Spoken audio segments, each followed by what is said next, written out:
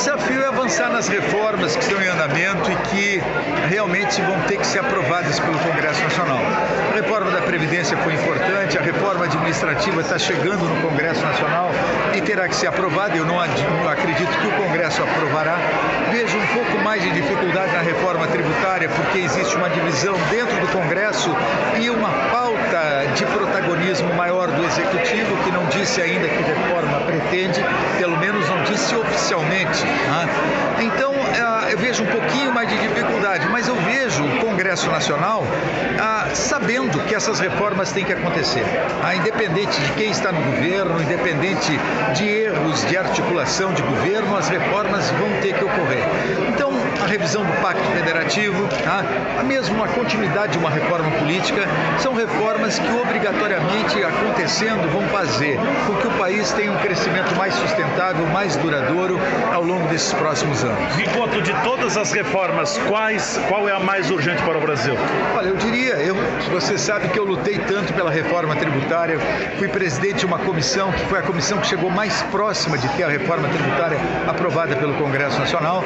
Eu acho que uma reforma tributária que desonere a produção, que ataque o problema desse sistema tributário irracional que nós temos, com essa quantidade de tributos que recai sobre o consumo, que penaliza o pequeno, penaliza um trabalhador que ganha até 2 salários mínimos, ele perde mais de 50% do que ele ganha em tributos que estão embutidos no alimento que ele come, na roupa que ele utiliza, e ele não sabe disso. Então, esse sistema tributário ele é totalmente injusto, ele é muito regressivo e, ao mesmo tempo, ele inviabiliza um crescimento maior porque ele tira a competitividade do Brasil, daquele que quer exportar ou daquele que quer competir com o produto que vem de fora. Então, eu diria, a reforma tributária, sendo a que está mais atrasada, no meu modo de ver, ela seria a mais necessária, mas eu vejo que em algum momento ela vai ter que acontecer. A administrativa, acredito que acontece esse ano. Aquelas propostas que mexem em alguma coisa do Pacto Federativo também deverão acontecer esse ano. Então, nós vamos ter, mesmo com o ano eleitoral, eu acredito que algumas reformas avançando.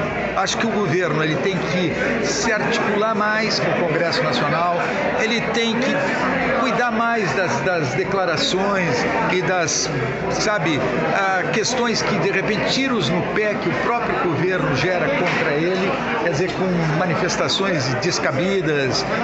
Então, eu acho que se ele tiver uma articulação política melhor e cuidar um pouco mais dessa sua comunicação, fica mais fácil ainda aprovar essas reformas. Nesse sentido, a manifestação que o governo não, né? Mas enfim, o próprio presidente chamou e apoiadores chamam para o dia 15 de março. Como é que o senhor avalia, né, essa manifestação contra o Congresso e o STF? Bom, em primeiro lugar, eu acho que o presidente, qualquer pessoa, tem todo o direito de falar em manifestações. Agora, claro que o presidente da República, ele sendo o presidente da República, ele tem que cuidar em cada frase, mas mais do que frase, cada palavra que diz. No momento que ele apoia manifestações, mas ele diz que essas manifestações devem ser contra o Congresso Nacional e contra o Supremo Tribunal Federal, ele, como chefe do Executivo, claro que ele está batendo de frente com dois outros poderes, o que a Constituição determina que os poderes devem funcionar de uma forma independente e harmônica. Então, isso mexe com a harmonia. Então, eu acredito que o presidente tem que corrigir esse tipo. Manifestação é natural. Cobrar do Congresso Nacional e do Supremo Tribunal Federal é normal. Quer dizer, pessoas irem para a rua dizer que tem que o Congresso fazer aquilo que não está fazendo ou fazer mais rapidamente aquilo que está sendo encaminhado ao Congresso é natural. Agora, a partir daí, já alguns radicais falarem em fechamento do Congresso Nacional ou fechamento do Supremo Tribunal Federal é atentar contra a democracia, é atentar contra a Constituição. E o presidente Bolsonaro tem que ser o primeiro a repudiar isso. Governador, por que esses sobressaltos do país desde o seu tempo de reforma tributária? Quanto a gente avançou, quanto a gente estacionou ou retrocedemos? Não, acho que nós estamos avançando. Se tu observar a reforma da Previdência, ela avançou mais rapidamente começando lá no governo Temer e dando continuidade no governo Bolsonaro, ela avançou mais rapidamente que em outros países e sem tanta turbulência. Tá? A reforma administrativa, como eu disse, eu acredito que esse ano ela será aprovada, não chegou, mas vai ser aprovada no Congresso Nacional, porque tu tem um ambiente propício, favorável à aprovação dessas reformas. Aqui no Rio Grande do Sul, tu vê que reformas estão acontecendo que em outros tempos a rejeição e a mobilização, inclusive das corporações, impediam o avanço dessas reformas. Hoje não. A sociedade ela está aceitando e desejando que essas reformas aconteçam. Então eu te diria, sobressaltos, problemas de demora maior do que se gostaria, e claro que em alguns casos vai acontecer, mas eu vejo um momento muito propício, muito favorável ao andamento dessas reformas. Avaliação do governo Bolsonaro e também aproveitando Eduardo Leite também. Bom, primeiro, o presidente Bolsonaro, eu acredito que ele tem na sua equipe pessoas altamente qualificadas. A equipe da área econômica é muito qualificada, do Paulo Guedes.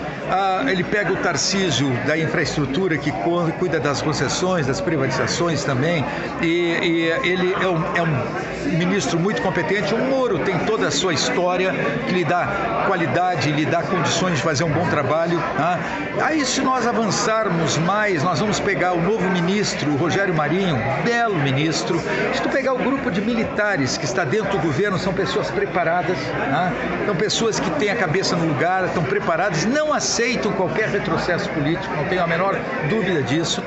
Então o governo tem lacunas, pessoas que quem sabe não deveriam estar dentro do governo, mas tem de outro lado pessoas altamente qualificadas. O que o presidente tem que fazer é, quem sabe, ter uma capacidade de articulação melhor com o Congresso Nacional, com os outros poderes, com a própria sociedade, respeitar a imprensa.